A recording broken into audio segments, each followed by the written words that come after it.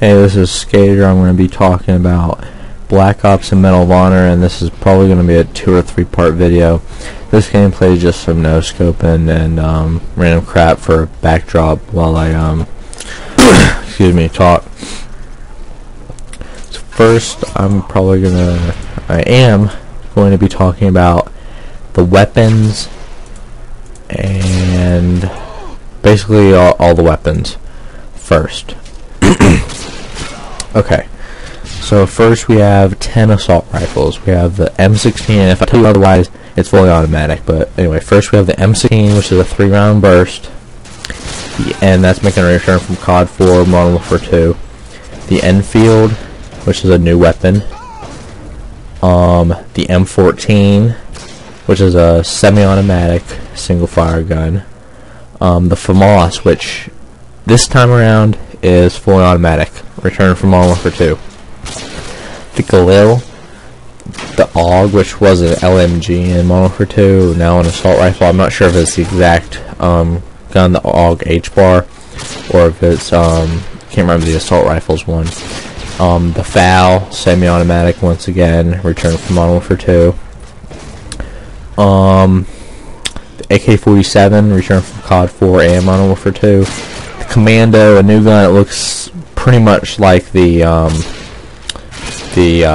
M4, which I'm kind of disappointed not to see.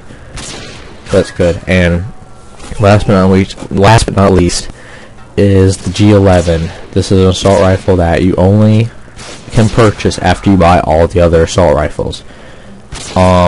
It looks kind of weird on this picture. Hopefully it's not new. It's just like, a regular old assault rifle. But yeah, that's all the assault rifles.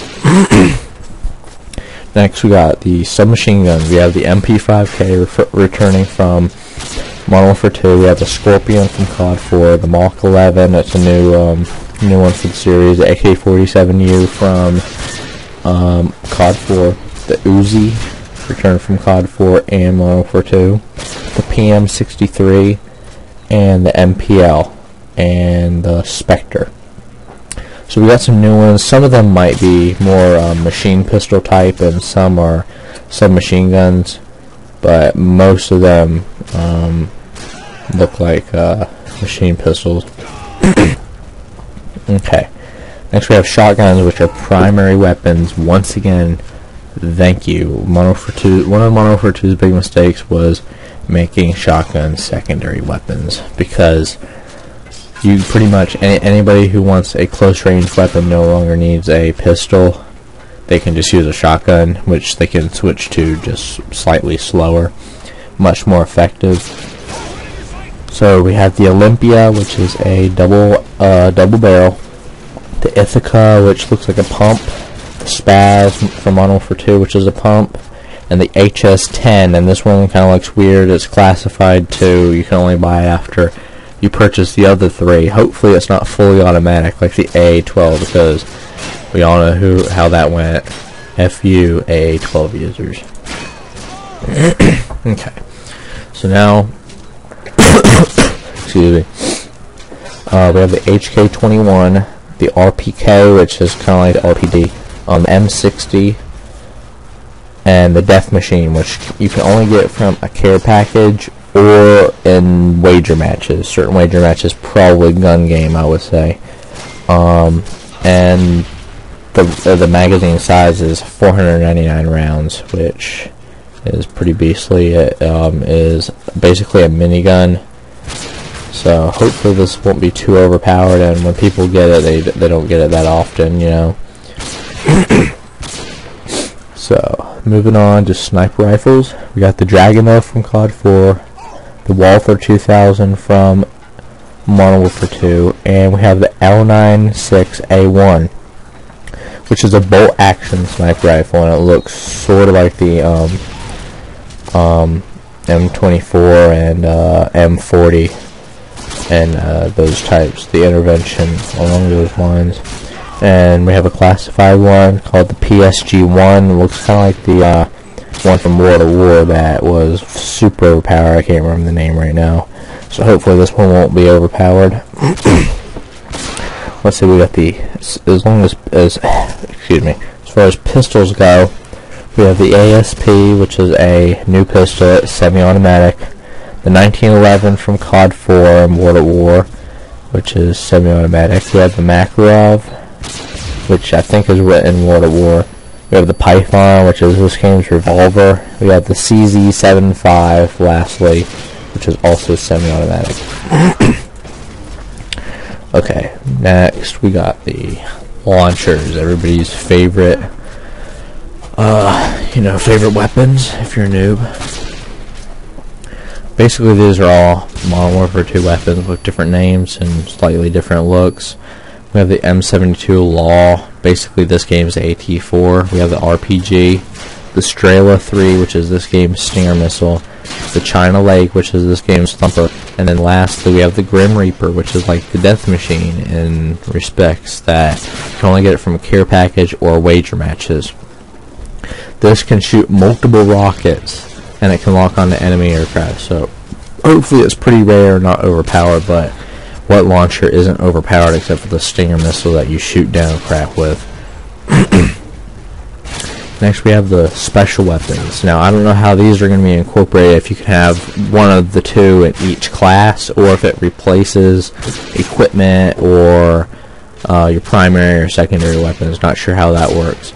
But we have the ballistics knife, which is basically your regular knife, except you can shoot the blade. I'm not sure the distance on that. Hopefully it isn't like infinite distance or something. And you don't have to arc this. And it's a one-hit kill. If it hits, hopefully it has to like hit in a certain spot and not like your toe and kill you. Crossbow, the normal bolts are silenced and they have one shot. I mean, it kills in one shot. And then the explosive bolts, if they stick to the target, it's basically like a Semtex and they blow up, killing people around them and themselves. Or if you miss, you might hit like the ground or something, and it could kill them or something. Or you could shoot it into a car and blow it up. Next we have the lethal weapons, which is the frag, the Semtex, and the tomahawk. And the tomahawk is basically the throwing knife. Now, these are the tactical weapons. These are basically your stuns and flashes. However, in this game there are tons more than the regular smoke, stun, and flash. First we have the Willy Pete, which is basically the smoke grenade. However, this time around it damages players who walk into the smoke, kind of like, you know, chlorine or something like that. Nova gas. You get 2 of these, and these slow down the players and blurs their vision, and it also causes damage over time, kind of like the Talbot gas from World at War. Next we have the flashbangs. You get 2 of these. Everybody knows how these work. They blind the player and deafen them. The concussion grenades, this game's stun grenades, basically the same thing. These can, you know, same as the flashbangs, those two can disable equipment and turrets and whatnot, like claymores, and it disorients the player. And this is a new one, never before in a Call of Duty in any way, a decoy. You throw the decoy and it simulates gunfire. Now I'm not sure if it actually shoots bullets and kills people. I doubt that. I'm pretty sure it just makes the noise, but it causes red darts on the radar. Now I'm thinking these can be used in 3 basic ways. One is that you're in a gunfight, you throw the grenade behind the player, and they're like, oh, someone's flanking me, so they turn around and you kill them. 2 is that you scare people away from an objective to go a different route into another one of your traps, or into you, like a claymore if you're waiting there on the hallway or something. Or you can throw them and attract them to a position which would, you know, attract them to a position. You can have a trap set there for them. Okay. Next is the equipment list. And this includes the camera spike, which we saw in that one trailer, which basically puts up a camera which blocks out your UAV and minimap, which is pretty good check on it, I think. And it basically shows what it's a camera, so it shows whatever is there. Now, I was thinking, campers are going to use this, but campers really like the UAV much more than the camera, so the camera spy is going to be much more of an objective piece of equipment to guard. Like if it was search and destroy, your team puts up, if you're in a clan, you put up like 3 camera spikes at B, and then you go guard A. So next we have the C4, and then you get 2 of these, and everybody knows how that works. Tactical insertion from Modern Warfare 2, where you spawn, where you place it next time you die, unless it's like a 1 life game like search and destroy. We have the jammer, which is basically the scrambler, but now it's a piece of equipment. We have the motion sensor. Now this is pretty cool, kind of like Bad Company 2's, and it's not going to be useful if you have a spy plane or a Blackbird in the air, but it's going to be pretty useful for guarding those corners when you're defending an objective. Campers are going to use this, unfortunately. I'll have to go ahead and say that. I'm pretty sure that they're going to use that because they exploit whatever they can. And next we got the Claymore. It doesn't say you have 2 of these, it says you have 1. So that's pretty good, because I always hate those people who just sit around with like 4 Claymores around them. Being sarcastic, only 2. And lastly, we have the weapon attachments. We have the extended mag returning, the dual mag, not sure what that is, because before it was like dual mags on World of War, but those were basically extended mags. We have the ACOG, the red dot, and the reflex sight. The master key, which is the undermounted shotgun. We have the undermounted flamethrower, which I hope that's not new. The thermal scope, infrared scope. The grenade launcher, which, whatever, don't like that, but what are you going to do? The suppressor, which is the silencer. The speed reloader, which has now gone from perk to attachment. We have dual wield, which is the return of Akimbo. Hopefully that's not on some machine guns. And the snub nose, which I'm not sure what that is. That could be like a silencer for